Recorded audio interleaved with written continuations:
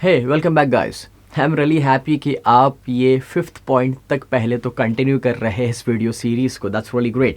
यही दिखाता है आपके अंदर का इंस्पिरेशन कि जो आपको आगे लेकर जाने वाला है।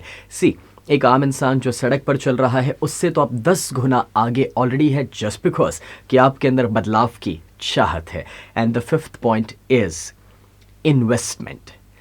यू सी, हर महीने की सिर्फ इनकम बढ़ाने से काम नहीं होने वाला। आप जो भी कमा रहे हैं उसे आपको एक एसेट में कन्वर्ट करना पड़ेगा।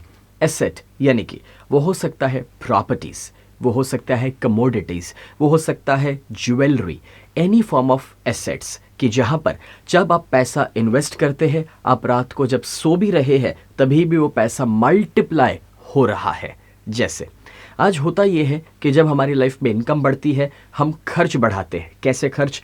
नया मोबाइल फ़ोन खरीदेंगे, एक लैपटॉप खरीदेंगे, नई गाड़ी लेकर आएंगे, कपड़े खरीदेंगे, रेस्टोरेंट के बिल बढ़ेंगे, पार्लर के बिल बढ़ेंगे। मगर ये सारी चीज़ों की रिटर्न वैल्यू क्या है? And that is zero, null set. सिर्फ एक ज़ीरो आपको रिटर्न में मिलने वाला है। सो मैं ये कहना चाह रहा हूँ कि ऐसी जगह जहाँ पर आप पैसा डाल रहे हैं, जो आप कुछ भी नहीं करोगे, रात को सो रहे हैं तभी भी वो पैसा कम हो रहा है, यानी कि डेप्रिशिएट हो रहा है, उसका कोई मतलब नहीं। फॉर एग्जाम्पल, आप एक आईफोन खरीद रहे हैं। अब 55,000 का आईफोन आपने खरीद तो लिया, अब सिर्फ उसको बॉक्स के अंदर भी रखोगे और एक हफ्ते के बाद बेचने जाओगे तो भी 55,000 का आपको 50,000 शायद कोई देने के लिए तैयार ना भी हो। मैं ये कहना चाह रहा था कि जहाँ पर पैसा डिप्रिशिएट हो रहा है, वैल्यू कम हो रहा है, कोई मतलब नहीं है।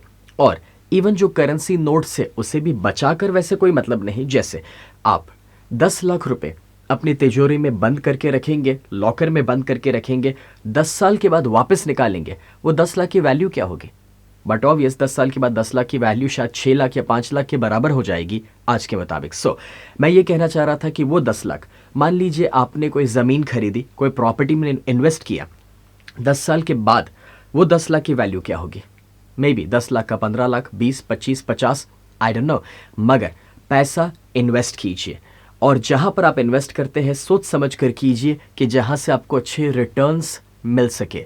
जितना जल्दी इन्वेस्टमेंट शुरू करेंगे उतना बेनिफिट ज़्यादा होगा। अब वो इन्वेस्टमेंट इवन हो सकता है insurance, bonds, mutual funds. So but ये सारी चीज़ों में जैसे आप जानते हैं कि सोच समझकर पूरी जानकारी लेकर आपको इन्वेस्टमेंट्स करने चाहिए, बिकॉज उसमें रिस्क तो इन्वॉल्व है ही। मगर कैलकुलेटेड रिस्क आप लाइफ में ज़रूर ले सकते हैं, क्योंकि जो रिस्क नहीं लेते हैं वो चूहों की दौड़ में रहेंगे, और आप चूहे की दौड़ जीत भी जाएंगे तो भी आप चूहे ही रहेंगे। और इसलिए भीड़ से बाहर निकलने के लिए अपनी इनकम को एसेट्स में कन्वर्ट कीजिए, छोटे बड़े खर्च बचाइए और ज़्यादा से ज़्यादा पैसा इन्वेस्ट कीजिए। अगर 5 लाख की गाड़ी से आपका काम हो रहा है तो 15 लाख की गाड़ी दुनिया को दिखाने के लिए लेने की कोई ज़रूरत नहीं है। जो 10 लाख बच रहा है इन्वेस्ट कीजिए। अगर 15,000 के मोबाइल फ़ोन से आपका काम हो रहा है तो 55,000 का आईफोन लेने की ज़रूरत नहीं है। जो पैसा बच रहा है उसे इन्वेस्ट कीजिए। इन्वेस्टमेंट्स आपको मल्टीप्लाइड रिटर्न्स देंगे। और फॉर एग्जाम्पल, आप 20 साल के हैं, जितना जल्दी शुरू करोगे रिटर्न्स बेहतर होंगे। अगर आप 40 के भी हैं, अभी भी आप लेट नहीं हुए हैं, start right now.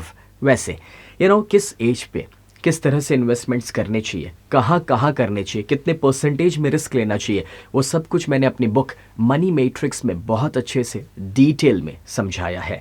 You can check out that book, read it out and you will know for your self.